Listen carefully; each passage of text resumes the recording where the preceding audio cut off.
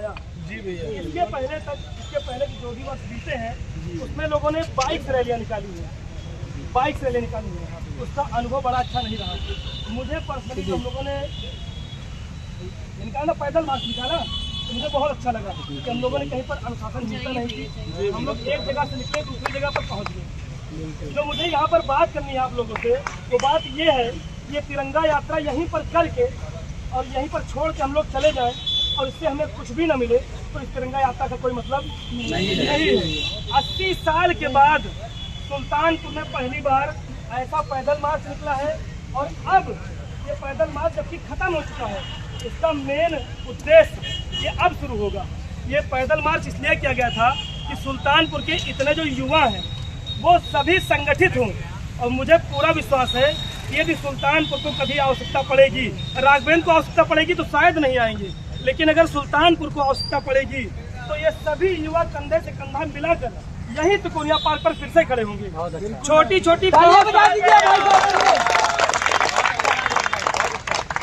जो छोटी सी बात है वो ये है कि क्या हमारे सुल्तानपुर के लोगों को अच्छा विद्यालय नहीं चाहिए? अच्छा अस्पताल नहीं चाहिए? अच्छी सड़कें नहीं चाहिए? तो मिलती क्यों नहीं है? एक चीज और मुझे बताइए, इस देश के मालिक नेता हैं, अधिकारी हैं कि आप सब हैं? इस देश के जो मालिक हैं वो हम सब हैं, लेकिन मालिकों से जो हमारे नौकर है वो ट्रीट किस तरह करते हैं पता है?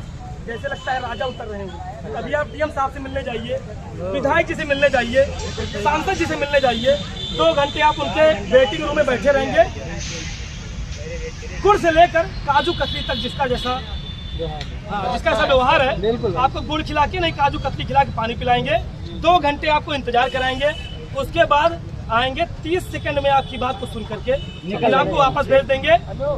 यदा कदा ही ऐसा होता है कि आपका काम हो जाए, बहुत कम ऐसा होता है कि आप किसी काम को लेकर गए और जो आपके सेवक हैं ये सेवकों ने आपका काम कर दिया हो, लेकिन अब वो समय बीत गया जी भाई। अब सुल्तानपुर में युवा संगठित हैं और खड़े होने के लिए, सड़कों पर उतरने के लिए तैयार हैं और इन नेताओं की भी और अधिकारियों की भी अगर ये कहीं गलती करते हैं तो इनकी ईंट से ईंट बजाने के लिए भी तैयार है। ठीक है, ठीक है।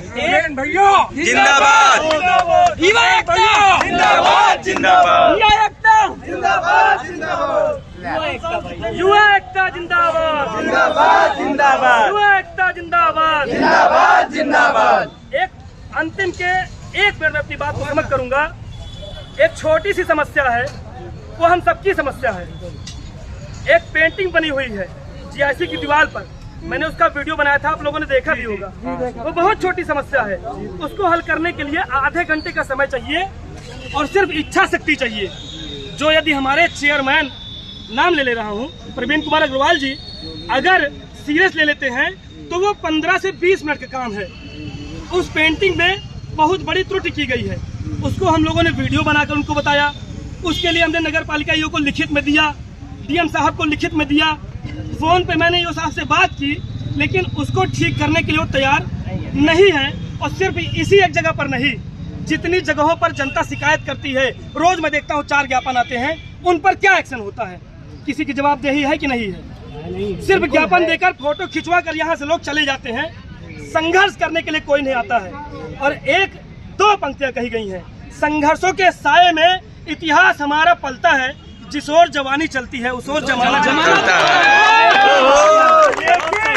लेकिन युवा अपनी ताकत भूल गया। मैं फिर से यही कहूँगा, भैया जिंदाबाद, जिंदाबाद, सुल्तानपुर के युवाओं की जिंदाबाद करिए। राघवेंद्र भैया कुछ नहीं कर पाएंगे अकेले, अगर कर पाते तब तक कर चुके हो।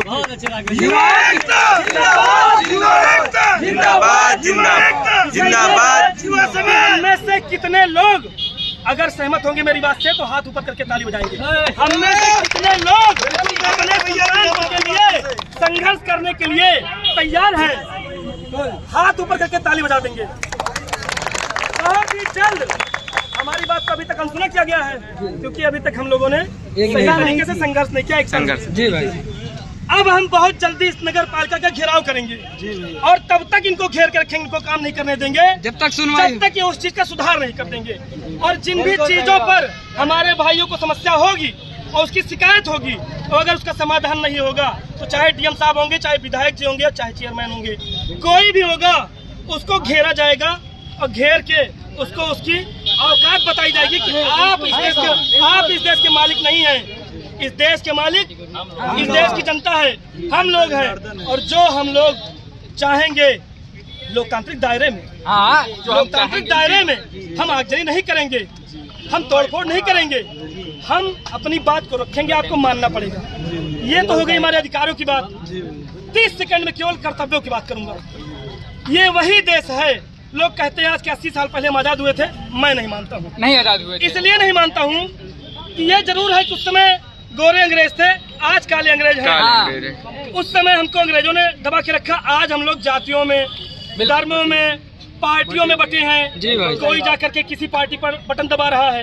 एक दिन हम आए, तिरंगे के नीचे हमने यात्रा की, फिर चीजें खत्म हो गई। कल से फिर हम जातियों में, धर्मों में, पार्टियों में बढ़ जाएंगे। लेकिन इस यात्रा का उद्देश्य यही था कि सुल्तानपुर के युवा, कम से कम इतने युवा जो यहाँ पर आए हैं, ये यहाँ से जाने के बाद भी किसी जाति के, किसी धर्म के नहीं रहेंगे, किसी पार्टी के सगे नहीं रहेंगे, ये सिर्फ और सिर्फ हिंदुस्तान के सगे रहेंगे। बहुत अच्छा, तालियां बजा दीजिए भाई के लिए।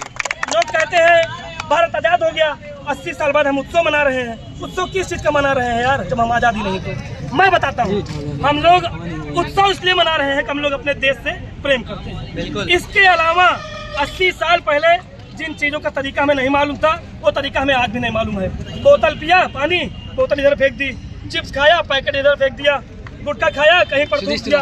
जिला सत्र न्यायालय में प्रैक्टिस करता हूँ मैं, कोई कोर्ट की दीवार, कोई सीढ़ी ऐसी नहीं बची है जहाँ पर पान खा के लोगों ने थूका नहीं। गलत कह रहा हूँ? बिल्कुल सही भाई। और बस इतना ही अंत में कहूँगा कि हम सबको संगठित रहने की जरूरत है। और अगर हम लोग संगठित हो गए तो इस सुल्तानपुर का कोई नेता, कोई अधिकारी, मैं आपको विश्वास दिलाता हूँ कि वो आपके काम से मुंह नहीं फेर सकते। अंत में एक बार जोर से जयकार लगाएंगे, भारत माता।